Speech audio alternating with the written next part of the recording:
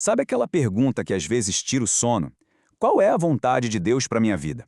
É uma questão que aparece em toda grande decisão, né? E ela traz um desejo enorme de acertar, mas ao mesmo tempo um medo que pode paralisar a gente na hora de seguir em frente. Pois é, pensa só. Escolher uma carreira, decidir com quem vai casar, pensar se deve ou não aceitar aquela proposta de mudança. Coisas normais da vida, mas que podem virar uma crise espiritual gigantesca. A gente acaba transformando a busca pela vontade de Deus numa espécie de caça ao tesouro, sabe? Procurando por enigmas e sinais secretos por toda parte. Mas, e se o caminho for mais claro do que a gente imagina?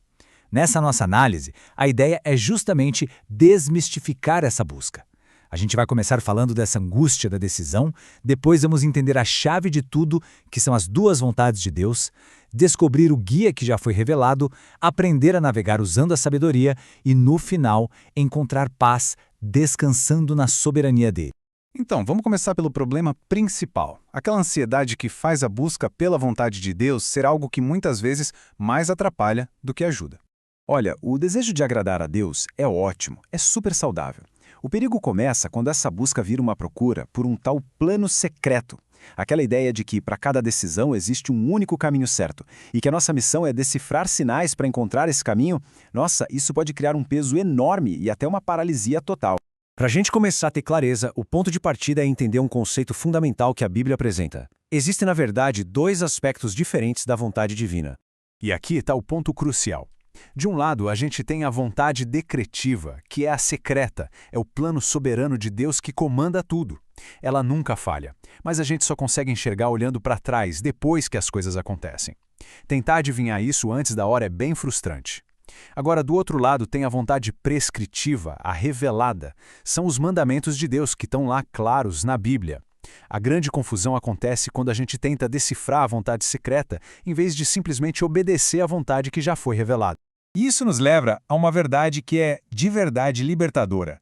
O nosso foco não deveria estar naquilo que é secreto, mas sim naquilo que Deus já deixou bem claro para a gente. Agora, o que é mais interessante nesse slide é o tamanho dessa afirmação. A Bíblia diz que já foi dado para nós tudo o que a gente precisa para uma vida que agrada a Deus. O que isso quer dizer? Que não é preciso ficar buscando revelações extras ou sinais místicos. O guia completo, olha só, já está na nossa mão. E essa vontade revelada não é uma coisa abstrata, sabe? Ela se manifesta em princípios bem práticos para o dia a dia. Adorar a Deus, ser uma pessoa honesta, trabalhar com dedicação, cuidar de quem precisa. Esses são os trilhos que Deus colocou para a gente seguir numa vida que honra a Ele. E aqui vem uma das ideias mais libertadoras de todas. Dentro desses limites morais, que são bem claros, existe um espaço imenso de liberdade. Para a maioria das nossas decisões, não existe a única escolha certa. Existem, na verdade, muitas escolhas boas e responsáveis que podem ser feitas para a glória de Deus. Então, a pergunta muda, né? Se existem várias opções boas, como é que se escolhe? A resposta não é um sinal misterioso, mas algo que Deus nos convida a desenvolver. A resposta é a sabedoria. E olha, sabedoria não é um sentimento, não é uma intuição mística. É a capacidade prática de pegar os princípios da palavra de Deus e aplicar nas situações específicas da nossa vida. É saber o que é mais prudente e o que mais edifica entre as várias opções que são moralmente corretas. E como é que se busca essa sabedoria? Bom, é um processo. Primeiro, a gente consulta as Escrituras para ver se tem algum princípio que se aplica. Segundo, a gente busca o conselho de pessoas mais maduras e experientes. Terceiro, é importante avaliar com sinceridade os nossos próprios dons, nossas circunstâncias. E, claro, orar, pedindo a Deus discernimento para aplicar a verdade dele. E qual é o papel do Espírito Santo nisso tudo? Ele não entrega um mapa secreto. O papel principal dele é iluminar a nossa mente para a gente entender e aplicar a palavra que ele mesmo inspirou. Ele age através da nossa mente renovada, nos chamando para sermos filhos maduros, que tomam decisões responsáveis e não robôs que ficam esperando um sinal para cada passo. O perigo é confundir a ansiedade ou nossos próprios desejos com a voz do Espírito. A nossa dependência principal tem que ser sempre a Escritura. Isso tudo nos leva para a conclusão que não é bem uma fórmula, mas sim uma postura de confiança e de muita paz. A história de José é um exemplo brilhante disso. Ele não tinha a menor ideia do plano maior de Deus enquanto era vendido como escravo ou quando estava na prisão, mas ele se manteve fiel, confiando que Deus estava no controle. No fim das contas, ele conseguiu ver como até as piores situações foram usadas para um bem maior, revelando a vontade soberana de Deus. Então, o ponto central é este. A paz não vem da certeza de ter feito a escolha perfeita.